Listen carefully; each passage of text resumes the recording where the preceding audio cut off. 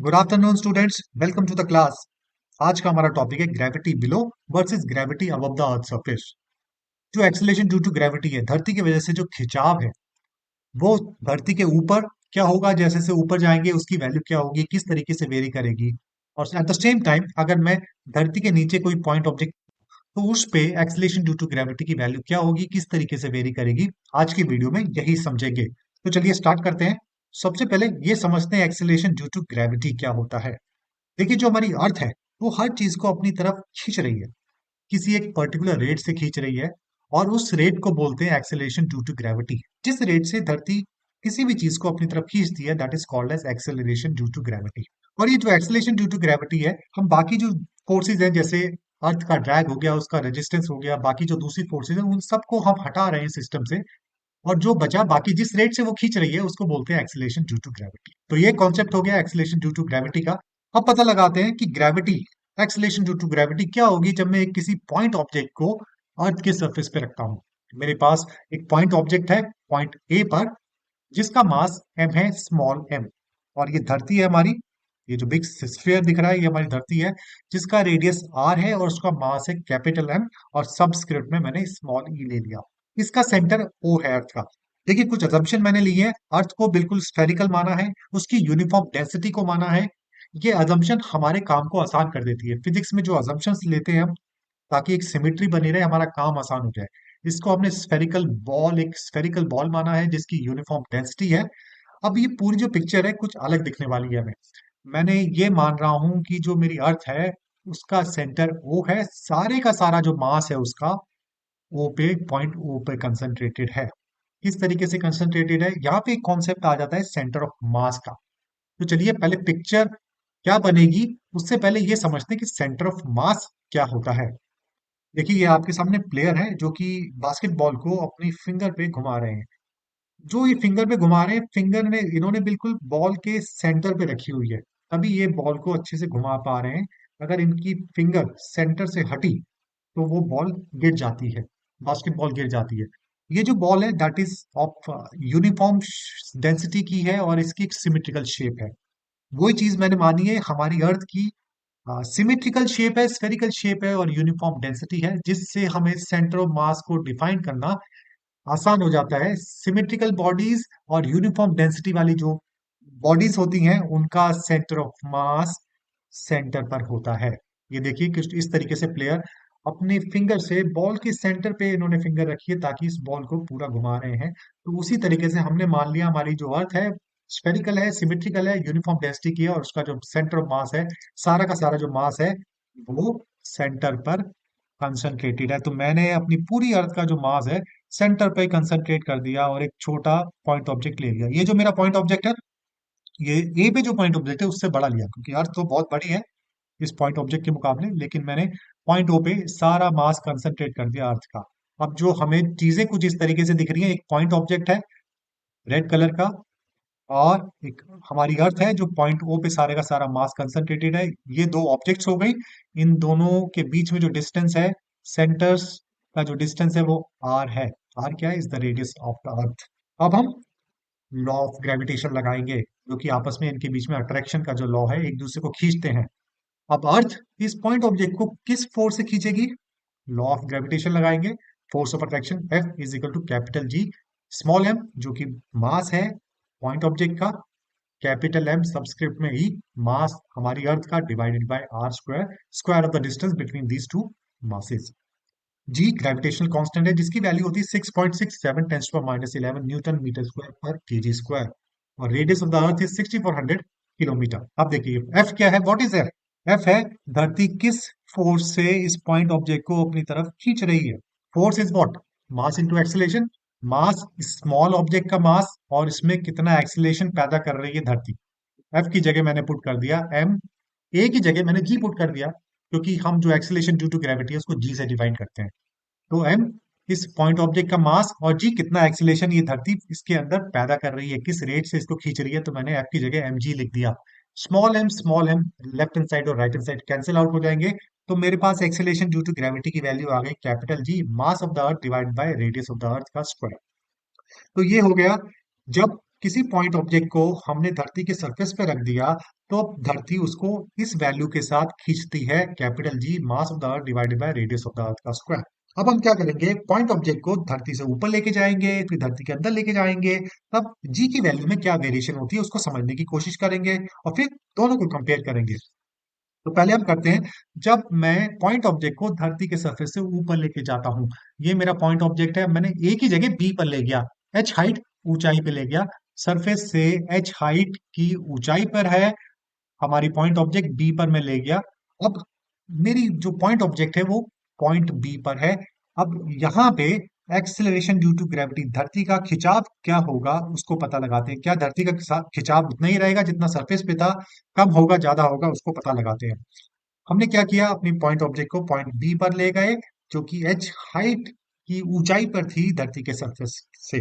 अब वही कर लेते हैं, सारी की सारी जो हमारी धरती है उसका सेंटर ऑफ मास मैंने अज्यूम कर लिया, तो ये पॉइंट ओ पर कंसंट्रेटेड है, यहाँ पे हमारी धरती का सारा मास कंसंट्रेट कर दिया।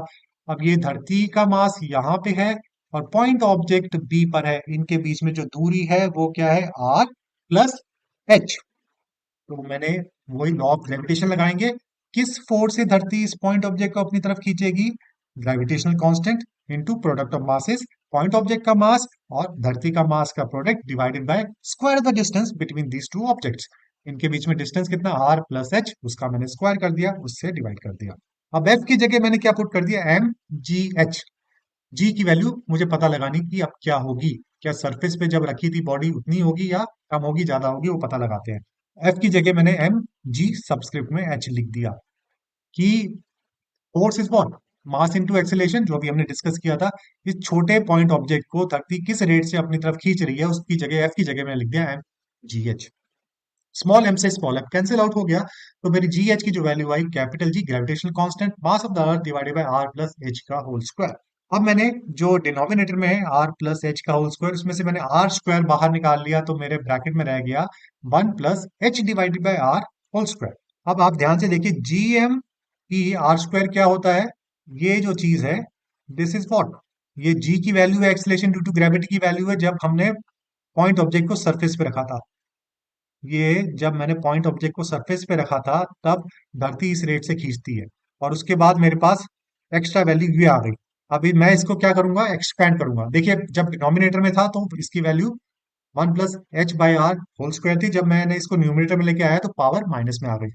अब हम क्या करेंगे, एच जो है बहुत ही छोटा है, जो हाइट है 100 मीटर, 200 मीटर, 50 60 ऐसे, 50 60 इस तरीके से है मीटर्स में, और radius of the earth is 6400 kilometres. अभी मैंने वैल्यू डिस्कस की थी आप लोगों के साथ, 6400 किलोमीटर्स। तो वो रेडियस किलोमीटर्स में है और ये हाइट जो है 100 20 50 मीटर्स में है, तो बहुत स्मॉल वैल्यू है। तो obviously we can ignore higher powers of H. H की जो हायर पावर है उसको हम इग्नोर कर सकते हैं। तो मैंने एक्सपैंड किया इसको using binomial theorem, G M E upon R square की जगह तो हमने जी पुट कर दिया, दैट्स ऑल। और इसको मैंने जब एक्सपैंड किया तो one minus two H upon R आ गया। बाकी जो हायर वैल्यूज हैं, एच स्क्वायर उसको हमने नेग्लेक्ट कर दिया, माइनस एच स्क्वायर को नेग्लेक्ट कर दिया, क्योंकि उसकी अगर कोई चीज छोटी है, अगर और उसका स्क्वायर लोगे तो और छोटी हो जाएगी। तो मेरे पास फाइनली वैल्यू क्या आ गई, एक्सीलरेशन ड्यू टू ग्रेविटी, जब पॉइंट ऑब्जेक्ट को किसी ऊंचाई पर लेके जाते हैं तो उसकी वैल्यू होती है is equal to G. G is what, जब पॉइंट ऑब्जेक्ट को धरती पर रखा है, एक्सीलरेशन ड्यू टू ग्रेविटी धरती पर, into one minus two H upon R. तो सिंपल सी बात है, माइनस वैल्यू आ गई है, तो जैसे जैसे आप ऊंचाई पर लेके जाओगे ऑब्जेक्ट को, तो जी की वैल्यू रिड्यूस होगी, जो जी की वैल्यू है इट विल रिड्यूस, की वैल्यू रिड्यूस होगी। The value of G reduces with the increase in height above the earth surface. तो एक चीज हमें पता लग गई, इस रिलेशन को, इस वैल्यू को हम याद कर लेंगे, नोट डाउन कर लेते हैं, ये हमारे आगे काम आएगी कंपैरिजन में। अब आगे बढ़ते हैं, gravity inside the surface of the अर्थ। अब हमने क्या किया, पहले तो मैं ऑब्जेक्ट को ऊपर लेके गया था, तब मैंने एक्सीलरेशन ड्यू टू ग्रेविटी पता लगाई। अब मैं ऑब्जेक्ट को नीचे लेके आता हूँ, तो उसके लिए मैंने एक एक्टिविटी की, मैंने धरती के अंदर गड्ढा खोदा। हाइपोथेटिकल सिचुएशन लेके चल रहा हूँ मैंने धरती के अंदर गड्ढा खोदता गया और वहां पे मैंने एक पॉइंट ऑब्जेक्ट रख दिया, ये पॉइंट ए। यहाँ पे मैंने एक ऑब्जेक्ट रख दिया, छोटा सा ऑब्जेक्ट रख दिया, और अब मुझे पता लगाना है इस ऑब्जेक्ट पर एक्सेलरेशन ड्यू टू, धरती का खिंचाव जो है उसकी वैल्यू क्या होगी, कम होगी ज्यादा होगी, या सरफेस पे जितनी थी उतनी होगी, वो पता लगाते हैं। तो डेप्थ डी, डी डेप्थ तक मैंने इसको गड्ढा खोदा और वहां पे हमने एक पॉइंट ऑब्जेक्ट रख दी। अब देखो ये डॉटेड से मैंने रिप्रेजेंट किया, एक छोटा स्फेयर बन गया। ये धरती का सरफेस है ऊपर, ये बड़ी, ये ओरिजिनल हमारी अर्थ है। और यहाँ पे जब मैंने डी डेप्थ तक गड्ढा खोदा, वहां पे पॉइंट ऑब्जेक्ट रखा, तो ये डॉटिक सर्कल्स मुझे बता रहा है, ये डॉटेड सर्कल मुझे एक छोटा अर्थ बना के दे रहा है, छोटा स्फेयर बना के दे रहा है, जिसका रेडियस है आर माइनस डी। ओरिजिनल जो हमारी अर्थ है उसका रेडियस है आर। अब मुझे पता लगाना है इस पॉइंट पे फोर्स ऑफ अट्रैक्शन क्या है और एक्सेलेरेशन ड्यू टू ग्रेविटी क्या है। ये एक्टिविटी मेरे सामने दो सिनेरियो डाल रही है, दे रही है। तो कौन से दो सिनेरियो देखो। धरती को पॉइंट डी पे मैंने ऑब्जेक्ट रखा, एक जो पॉइंट ऑब्जेक्ट, इसकी वजह से हमने धरती के मैंने दो हिस्से कर दिए। एक आर माइनस डी रेडियस वाला स्फेयर जो कि मैंने बाहर निकाल लिया, उसके ऊपर पॉइंट ऑब्जेक्ट रखा हुआ है। और दूसरा डी डेप्थ का एक हमने स्फेरिकल शेल निकाल लिया, जिस ये देखिए आप कुछ इस तरीके से। अब क्या है, इस पॉइंट ऑब्जेक्ट पे दो मासेस की वजह से फोर्स लग रही है। एक तो ये स्फेरिकल स्फेयर जिसका रेडियस है आर माइनस डी, और दूसरा ये शेल जो कि जिसकी जो विड्थ है या जो जिसकी जो थिकनेस है वो डी है। तो अब कैसे पता लगाएं। सबसे पहले हम देखते हैं पार्ट वन की वजह से इस पॉइंट ए पर क्या फोर्स ऑफ अट्रैक्शन लगती है, क्या एक्सीलरेशन ड्यू टू ग्रेविटी है। तो पहले हम पार्ट वन को एनालाइज करते हैं। पार्ट वन का पहले मैं सेंटर ऑफ मास पता लगाता हूँ। कैसे, मैंने एक्स वाई एक मैंने लाइन ड्रॉ की पैरेलल टू एक्स एक्सिस, और जो ये पॉइंट ऑब्जेक्ट के सेंटर ऑफ मास से या बिल्कुल सेंटर से पास होती जा रही है। अब इस एक्स वाई ने इस पूरे जो पार्ट को दो हिस्सों में बांट दिया। एक हिस्से का नाम दे दिया मैंने अपर पार्ट, दूसरे हिस्से जो एक्स वाई के नीचे वाला हिस्सा है उसको नाम दे दिया मैंने लोअर पार्ट। अपर पार्ट का मैंने सेंटर ऑफ मास पता लगाया, वो कुछ यहाँ पे आएगा, यूनिफॉर्म है सब कुछ, सेंटर ऑफ मास इसका यहाँ पे आ गया। और जो लोअर पार्ट है उसका सेंटर ऑफ मास कुछ यहाँ पे आता है। अब मैंने ये सिनेरियो को अगर मैं इस तरीके से करूं तो मेरे सामने कुछ ऐसा रिड्यूस फॉर्म में चीजें आ जाती हैं। ये देखिए, ऊपर वाले हिस्से का जो मैंने मास ले लिया m2, नीचे वाले का ले लिया m1। अब देखिए, और बीच में हमारा क्या है, बीच में तो नहीं है, तो यहाँ पे क्या हो गया, हमें पॉइंट ऑब्जेक्ट देखने को मिल रहा है। अब क्या होगा, m2 पॉइंट ऑब्जेक्ट को अपनी तरफ खींचेगा और m1 पॉइंट ऑब्जेक्ट को अपनी तरफ खींचेगा। अब मजे की बात यह है, m2 और m1 की वजह से जो खिंचाव है वो ऑपोजिट डायरेक्शन में है, और उसकी जो मैग्नीट्यूड है, same and in opposite direction. तो एफ m2 की वजह से जो फोर्स होगी और m1 की वजह से फोर्स जो होगी बिल्कुल ऑपोजिट होगी, और उसका मैग्नीट्यूड सेम होगा, तो कैंसिल आउट हो जाएगी। तो इनका जो नेट इफेक्ट है पॉइंट ऑब्जेक्ट पे कुछ भी नहीं पड़ेगा। तो जो खिंचाव m2 की वजह से हुआ और जो खिंचाव m1 की वजह से हुआ बिल्कुल बराबर था, ऑपोजिट डायरेक्शन में था, कैंसिल आउट हो गया। Force due to mass m2 is exactly balanced by the opposite and equal force by mass m1. Hence these two forces cancel out each other and we are left with spherical part of the earth. तो हम spherical part जो था जिसका radius r minus D था उस वो बच गया। अब एक तरह से एक छोटी अर्थ बच गई, जो कि एक हमारे सामने एक सिंपल सिनेरियो आ गया। अब इसकी वजह से क्या खिंचाव है इस पॉइंट ऑब्जेक्ट पे वो हम आराम से निकाल सकते हैं। मैं क्या करूंगा, इसको जो आर माइनस डी जो अर्थ है, छोटी अर्थ है, उसका सेंटर मास जो है इस कंसंट्रेटेड एट पॉइंट ओ, जिसकी वजह से हमारे सामने एक सिचुएशन आ जाएगी। पॉइंट ऑब्जेक्ट ए पर है और जो अर्थ है जिसका रेडियस आर माइनस डी है उसका सारा मास कंसंट्रेटेड ओ पे है, और इनके बीच में जो सेपरेशन है that is R minus D. और अब इनके बीच में फोर्स ऑफ अट्रैक्शन निकाल लेते हैं। फोर्स ऑफ अट्रैक्शन क्या होगी, F is equal to capital G, mass of the point object into mass of the earth जिसका रेडियस हो गया आर माइनस डी, उसको हमने ले लिया एम ई डबल डैश। अब हम क्या करेंगे, देखिए लॉ ऑफ ग्रेविटेशन फॉर्मूला लगा दिया, उससे हमने वैल्यूज पुट कर दी। इनके बीच में डिस्टेंस है आर माइनस डी का होल स्क्वायर। अब ये जो स्फेयर है जिसका रेडियस आर माइनस डी है, ये पॉइंट ऑब्जेक्ट को खींच रहा है अपनी तरफ, किस रेट से खींच रहा है, जिसकी वैल्यू हमने ली जी डबल डैश। और मास इज पॉइंट ऑब्जेक्ट का मास, स्मॉल एम कैंसिल आउट हो गया, तो जी डैश की जो जी डबल डैश की वैल्यू निकल के आई होल स्क्वायर। अब मुझे इसका मास कैसे पता करूं, एम ई डबल डैश का, मुझे जो ओरिजिनल अर्थ है जिसका रेडियस आर है उसका तो मास पता है हमें, 6 × 10⁻24 kg। अब इसका मास कैसे पता करें, क्योंकि डी की वैल्यू कम हो सकती है, ज्यादा हो सकती है। कभी डी की वैल्यू 100 मीटर्स हुई, कभी 200 मीटर्स हुई, तो बार बार हम मास तो नहीं पता करते रहेंगे। तो उसके लिए मुझे ये जो अर्थ निकली R-D रेडियस वाली, इसका हमें रिलेशन ढूंढना पड़ेगा विद जो ओरिजिनल अर्थ का जो मास है उसके रिलेशन में। अगर मैं एक रिलेशन ढूंढ लूं तो मुझे बार बार R-D1 D2 इससे हमें इसकी वैल्यू बार बार कैलकुलेट नहीं करनी पड़ेगी। तो एक रिलेशन निकालते हैं पहले। ये हमारी ओरिजिनल अर्थ है जिसका रेडियस R है, उसका मास है m, सबस्क्रिप्ट में E, और उसकी डेंसिटी रो है। और वॉल्यूम क्या होगा, स्फीयर की वॉल्यूम क्या है, 4/3 πr क्यूब। उसी तरह ये जो हमारी अर्थ है जिसका रेडियस R-D है, उसका मास M e डबल डैश है, डेंसिटी इज रो। डेंसिटी को हम सेम मान रहे हैं क्योंकि हमने पूरा माना है कि पूरी जो अर्थ है यूनिफॉर्म डेंसिटी है, तो उसका थोड़ा हिस्सा होगा या ज्यादा हिस्सा होगा, सबकी यूनिफॉर्म डेंसिटी होगी। तो डेंसिटी दोनों हिस्सों की सेम है, ओरिजिनल अर्थ की और वो वाली अर्थ जिसका रेडियस R-D है उसकी भी डेंसिटी सेम है। अब जिसका रेडियस R-D है उसकी वॉल्यूम क्या होगी, 4/3 πr-D होल क्यूब। अब देखिए इनके बीच में रिलेशन किस तरीके से निकालते हैं। दोनों के मासेस की मैंने रेशो ले ली। Mass of earth, part of the earth जिसका रेडियस R-D है उसको ऊपर लिया, divided by mass of the earth, original earth, उसका हमने मास नीचे लिया। और मास क्या होता है, वॉल्यूम इंटू डेंसिटी, दोनों की वॉल्यूम और डेंसिटी लिख दी। डेंसिटी दोनों की सेम है, कैंसिल आउट हो गई। 4/3 पाई, 4/3 पाई भी कैंसिल आउट हो गया। ऊपर बचा R-D का होल क्यूब, नीचे बचा R का होल क्यूब।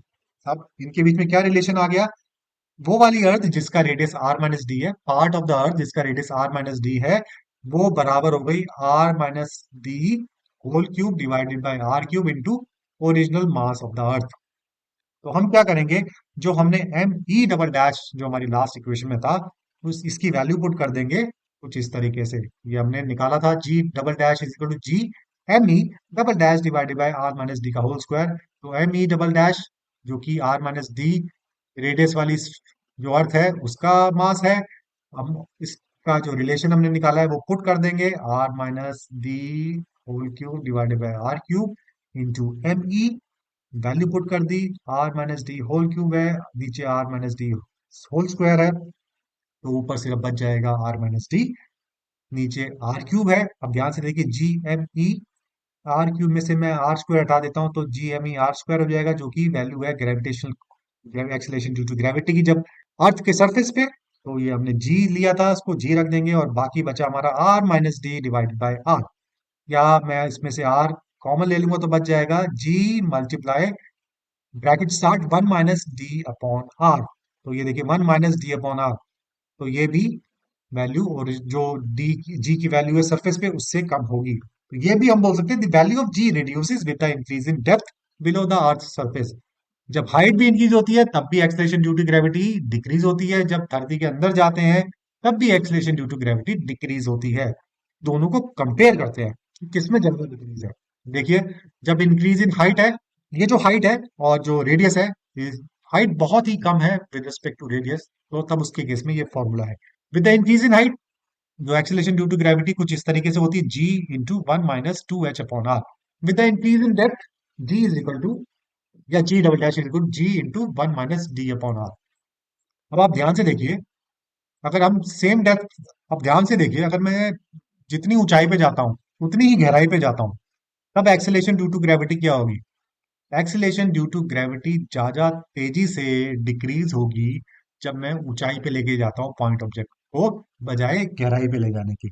अगर मैं 10 मीटर ऊंचाई पे ले गया और 10 मीटर गहराई पे ले गया उसी पॉइंट ऑब्जेक्ट पे, तो 10 मीटर ऊंचाई पे ले जाने पर जी की वैल्यू ज्यादा कम होगी 10 मीटर गहराई पे ले जाने के। तो मेरी ऑब्जर्वेशन ये है, the value of G decreases more with the same increase in the height above the surface as the increase in the depth below the surface. तो अगर डेप्थ, मैं 100 मीटर नीचे जाता हूं पॉइंट ऑब्जेक्ट को लेके और 100 मीटर ऊपर जाता हूं पॉइंट ऑब्जेक्ट को लेके, तो ऊपर जाने पर जो एक्सीलरेशन ड्यू टू ग्रेविटी है पॉइंट ऑब्जेक्ट पे कम लगेगी, बजाय अगर मैं 100 मीटर नीचे जाता हूं उसी पॉइंट ऑब्जेक्ट को लेके। या इस तरीके से कह सकते हैं, एक्सीलरेशन ड्यू टू ग्रेविटी, अगर मैं ऑब्जेक्ट को 100 मीटर लेके नीचे जाता हूँ पॉइंट ऑब्जेक्ट को, तो उसे ज्यादा खिंचाव महसूस होगा बजाय उसके अगर मैं 100 मीटर ऊपर लेके जाता हूँ उसी पॉइंट ऑब्जेक्ट को। तो ये हमारी ऑब्जर्वेशन थी और कंपैरिजन थी। आई होप ये आपको क्लियर हुआ होगा। फटाफट समराइज कर लेते हैं। The rate at which the Earth is pulling the objects toward itself is called acceleration due to gravity. The value of g of the surface of the Earth is g into bracket start 1 minus 2h upon r. The value of g below the surface of the Earth is equal to g into bracket start 1 minus d upon r. Bracket closed. जो g की value है तेजी से decrease होती है above the surface of the Earth than below it.